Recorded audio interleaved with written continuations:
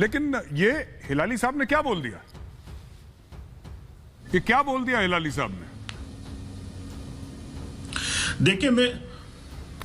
देखिए मेजर साहब, जितना प्रोपेगेंडा भारत कर रहा था तो पिछले साल 1.5 साल से तो आपको कुछ मिला नहीं है कि इतना झूठ बोला, इतना बोला भारत की सरकार ने कि जी वो वहां पे ये हो गया, इतने बंदे जो है मारे गए। तो अब जब कुछ नहीं मिला और एक एनालिस्ट पाकिस्तान के बड़े अच्छे दोस्त हैं, मैं कई दफा उनके साथ टीवी पे आता रहता हूं, पाकिस्तानी टीवी पे, और उनके मुंह से अगर स्लिप ऑफ टंग हो गया और भारत का नैरेटिव निकल गया तो आपने कहा देखो जी वो जो पाकिस्तान आज तक कहता रहा वो गलत था, एक बंदे ने कोई चीज उसके मुंह से स्लिप ऑफ टंग है तो जनाब ये ठीक है और सारा पाकिस्तान गलत है, हमें सबूत मिल गए। तो अभी आपको जो हिलाली साहब आपके बारे में बाकी चीजें कहते हैं अगर उनको भी मान लें तो क्या ही बात हो। तो ये जो pick and choose cherry pick facts है ना, इनको वो अगर शरीफ आदमी उनके मुंह से एक चीज निकल गई, क्योंकि वो सुनते रहते हैं मीडिया, मैं भी सुनता रहता हूँ आपके मीडिया से, लेकिन मेरे मुंह से स्लिप ऑफ टंग नहीं हुई क्योंकि मैं थोड़ा सा केयरफुली चीजों को देखता हूं। सो एक फैक्टर तो ये है। दूसरा ये है कि पूरी दुनिया को पता है, हम वहां इंटरनेशनल मीडिया लेके गए थे, हम वहां पे जो डिफेंस अताशिस लेके गए थे, डिप्लोमेटिक कम्युनिटी का स्टाफ गया था, उन्होंने सबने वहां पे देखा वह कुछ जो था वही दिखाया, कौवे, चिड़े, परिंदे, पौधे, वो दिखा के हम आ गए कि भाई ये है वो जगह जहां भारत ने रात को 4 बजे खौफ के आलम में हमला किया था। और बस इसके अलावा तो कुछ नहीं है। बाकी हिलाली साहब ने जो कहा है वो डेफिनेटली उन्होंने मुझे स्लिप ऑफ टंग है, so don't take it serious, और इतना ज्यादा सीरियस ना हो जाए करें मेरे साथ। नहीं, मैं बिल्कुल नहीं। आपने बोला कि हिलाली साहब शरीफ आदमी है, मैं बदमाश हूं? हिलाली साहब शरीफ हैं तो हम सब शरीफ हैं भाई। और दूसरी चीज आपने बोला कि पाकिस्तान नहीं, चीमा साहब आप भाई हमारे। चीमा साहब आपने बोला कि साहब हम इंटरनेशनल मीडिया ले गए थे। चीमा साहब आप 41st डे ले गए थे, 41वें दिन ले गए थे इंटरनेशनल मीडिया वहां पे। ऐसा नहीं कि इंडिया ने डर के मारे, डर के आलम में रात को एयर स्ट्राइक करी और आपने अगले दिन सुबह वहां पे बीबीसी को पहुंचा दिया, ऐसी बात नहीं। कितने दिन के बाद ले गए थे बताइए जरा, बताइए चीमा साहब कितने दिन के बाद ले गए थे? मेरे ख्याल है 1 या 2 दिन बाद। चीमा साहब सुनिए 1 मिनट। दोस्तों 2020 में हमने आपको एक वीडियो दिखाया था जिसमें हमने आपको बताया था कि हिलाली किस तरीके से कबूल कर रहे थे कि बालाकोट में 300 से ज्यादा आतंकवादियों को भारत ने मारा था। हमने आपको पहले ही बताया था कि बालाकोट में 300 से ज्यादा आतंकवादी मारे गए थे। लेकिन उस वक्त जिस तरीके से हमारे देश में एक सवाल खड़ा हुआ, प्रधानमंत्री नरेंद्र मोदी को टारगेट करने के लिए हमारे देश के अंदर जो देशद्रोही हैं उन्होंने हमारी वायुसेना पर भी सवाल खड़ा कर दिया था। उस वक्त किस तरीके से हमारे देश में एक नैरेटिव सेट किया गया था कि सिर्फ कुछ कौवों को और पेड़ पौधों को ही नष्ट किया गया है। हमारी जो वायुसेना है जिस पर हमें गर्व है उसको एक शक के दायरे में रखा गया था, लेकिन सच्चाई सामने आ गई थी। हमने आपको दिसंबर महीने में ही ये वीडियो दिखा दिया था, लेकिन अब मेन स्ट्रीम मीडिया जब इस पर बात कर रहा है तो एक बार फिर से ये मुद्दा गर्म हो चुका है। मेजर गौरव आर्या ने किस तरीके से कमर चीमा को कई बार इस बात पर जवाब दिया है, लेकिन एक बार फिर से कमर चीमा को जिस तरीके से उन्होंने मुंहतोड़ जवाब दिया है और इस मामले में जो सच्चाई बयां की है उन्होंने, वो आप देखिए कि किस तरीके से कमर चीमा एक बार फिर से अपने ही शब्दों के द्वारा अपमानित हो रहे हैं, किस तरीके से पूरे पाकिस्तान की पोल खुल रही है एक बार फिर से। वैभव से जाता हूं, वैभव सिंह के पास। वैभव ये कह रहे हैं ना, ये पूरा जो मसला है ये जो एयर स्ट्राइक का बालाकोट का, ये एनटीआरओ वालों ने भी खबर दी थी कि साहब 300 सिम कार्ड वहां पे एक्टिव हैं तो मारे गए। तो यहां पे मैं चाहता हूं कि जो पाकिस्तानी, देखिए वो तो आए हैं अपने मुल्क की दिफा करने यहां पे, तो जो चीमा साहब को दिल में जो पता है वो चीमा साहब कभी जबान पे नहीं लाएंगे। And I salute his patriotism, ये एक सेंस ऑफ नेशनल ड्यूटी है। ठीक है चीमा साहब, वो मैं देखिए आपको 7 खून माफ है, आप वैसे भी बचपन के साथी हैं। आप बताओ वैभव, मैं आपसे पूछना चाह रहा हूं कि क्या है ये बताइए, क्या है? यहां पे लोग कह रहे थे कि साहब दरख्त कुछ गिर गए, कुछ कौवे मर गए, कुछ छोटी मोटी चीज हो गई। नवजोत सिंह सिद्धू तक ने बोला दरख्त हुए, जबकि ये पहली बार जो ये पूरा जो दरख्त और कौवे वाला जो बात हुई थी ये पाकिस्तान से आई थी, इंडिया की नहीं है ये बात।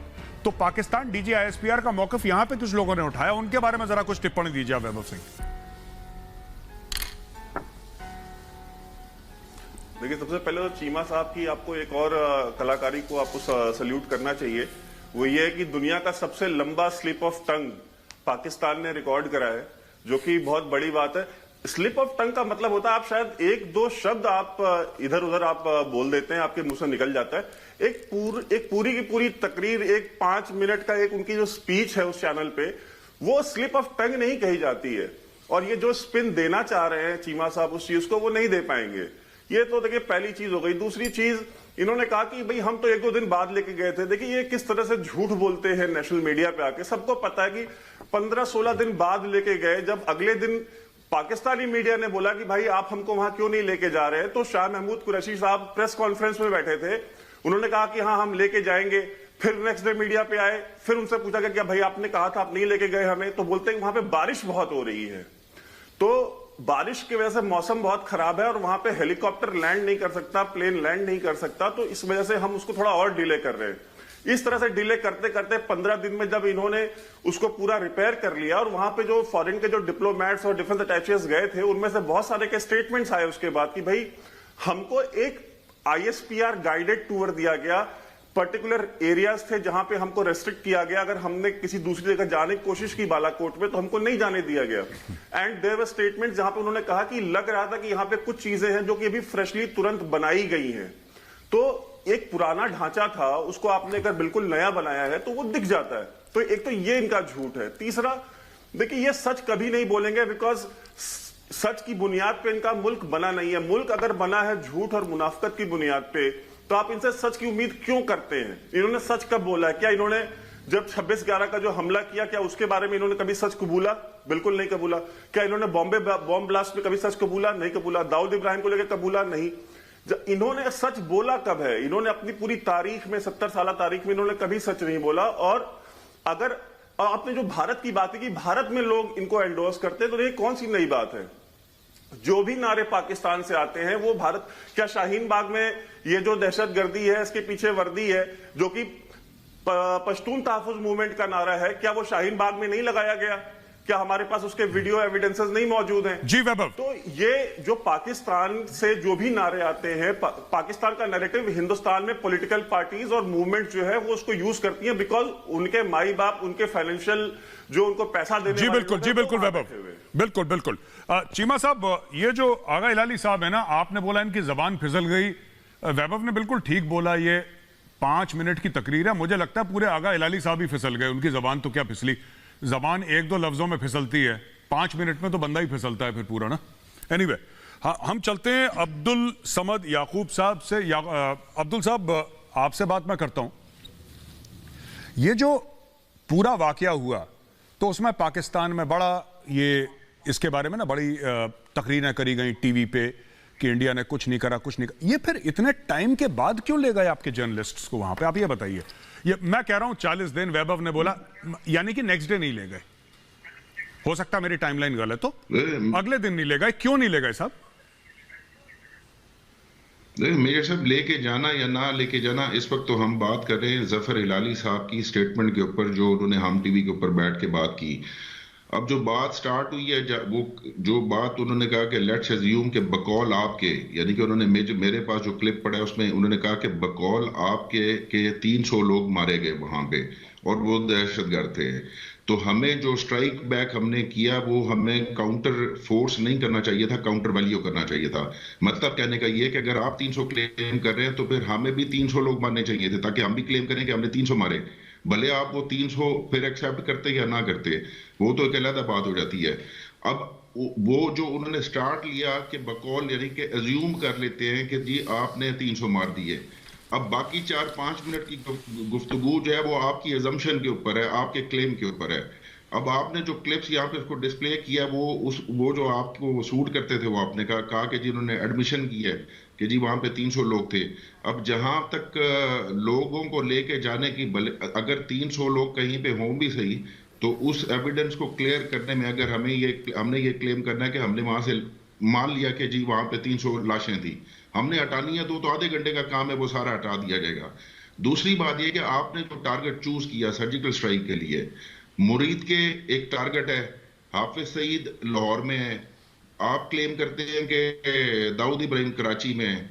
तो तो फिर आपको ये टारगेट क्यों चूज किया आपने? एक ऐसा टारगेट के जहां पे लोगों को ले जाने भी मुश्किल थी, आप वो टारगेट चूज करें जहां पे मुरीदके का हेड ऑफिस है कि आप 2 मिनट में वहां पे सारा मीडिया पहुंच जाएगा जी।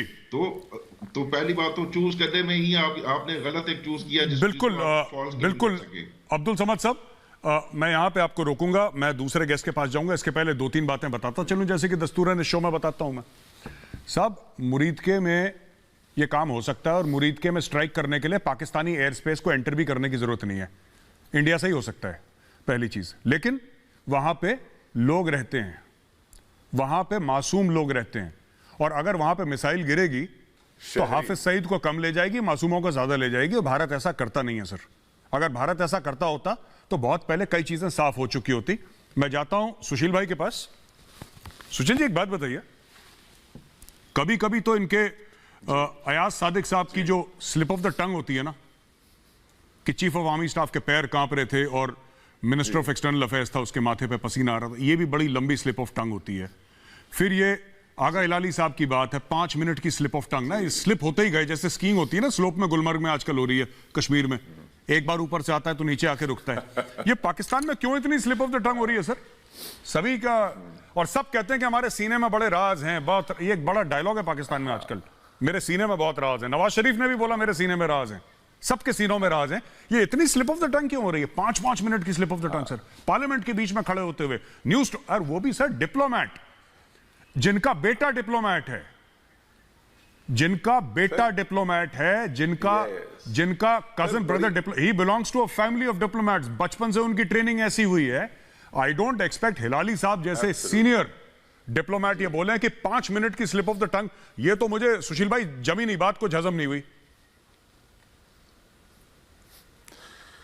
नहीं, दिक्कत हुजूर ये है कि ये मुल्क एक फिसलन पे बना है और ये फिसलता चला जा रहा है। FATF से पूछिए फिसलता फिसलता कहां पहुंच गया है। लेकिन ये दिमागी तवाजुन की बात है साहब, और कई बार जो छाती में, सीने में जो राज होते हैं वो मुंह पर बेसाख्ता चले आते हैं। अभी उरी की जो स्ट्राइक हुई थी, अगर आप उस पे इनके डिफैक्टो जो लश्करों के चीफ हैं हाफिज सईद, उनकी तकरीर सुनिए तो वो कहते हैं कि साहब कुछ भी नहीं हुआ, उरी स्ट्राइक में, सर्जिकल स्ट्राइक में कुछ नहीं मारा गया, कुछ नहीं नुकसान हुआ, और दूसरे ही सांस में कहते हैं इंशाअल्लाह हम इंतकाम लेंगे। तो भैया जब हुआ कुछ नहीं तो इंतकाम किस बात का लेंगे? ये दिक्कत है। आगा हिलाली साहब दिमागी तौर पर हाफिज सईद जैसों से बहुत आगे हैं। उनको हमने इंडियन टीवी पे बहुत दफे सुना है। वो इनके पूरी डिप्लोमेटिक कोर में शायद सबसे बढ़िया डिप्लोमेट रहे हैं, सबसे सक्सेसफुल डिप्लोमेट रहे हैं, बहुत आर्टिकुलेट आदमी हैं। ये खुद फिसल सकते हैं, उनकी जुबान फिसलने की गुंजाइश बहुत कम है। तो इसलिए पाकिस्तान को जब झूठ गढ़ने पड़ते हैं तो फिर तरह तरह की दलीलें देनी पड़ती हैं। लेकिन सच की ये उसमें एक ऐसी बात होती है कि वो गाहे बगाहे निकल आता है, वो लाख पर्दों के पीछे से निकल आता है। इनको तो नूर का मालूम है ना, नूर क्या चीज है। नूर चमकता है, और वो जब चमकता है तो फिर 100 झूठ के पर्दे हट जाते हैं। तो हमें अभी और न जाने कितने कितने सच इनकी फिसलती जुबानों से सुनने को मिलेंगे। देखते चलिए, पाकिस्तान पूरी फिसलन की काई पर खड़ा है और लगातार फिसलता चला जा रहा है। इमरान खान के मुंह से क्या क्या नहीं फिसला है कि ये हमारे तैयार किए हुए लोग हैं जी। इमरान खान प्रधानमंत्री बनने से पहले जो इंटरव्यूज देते हैं, जरा इनको सुनाइए कि कितना फिसले हैं उन इंटरव्यूज में। मुशर्रफ को लेके क्या क्या कहा है, दहशतगर्दी को लेके क्या क्या कहा है, खैबर पख्तूनख्वा में जो इनका जबर का दौर चल रहा है उसको लेके क्या क्या कहा है जी। तो ये मुल्क तो है लगातार कलाबाजियां खाता हुआ फिसल रहा है जी। बिल्कुल बिल्कुल। लेकिन मैं ये कहना चाहता हूं कि जो भी मुल्क फिसलन पे है, कलाबाजियां खा रहा है, लेकिन जो तीनों मेरे पाकिस्तानी दोस्त हैं उनके लिए सिर्फ मेरा एक पैगाम है कि चाहे जो कुछ हो जाए, आपने घबराना बिल्कुल भी नहीं है।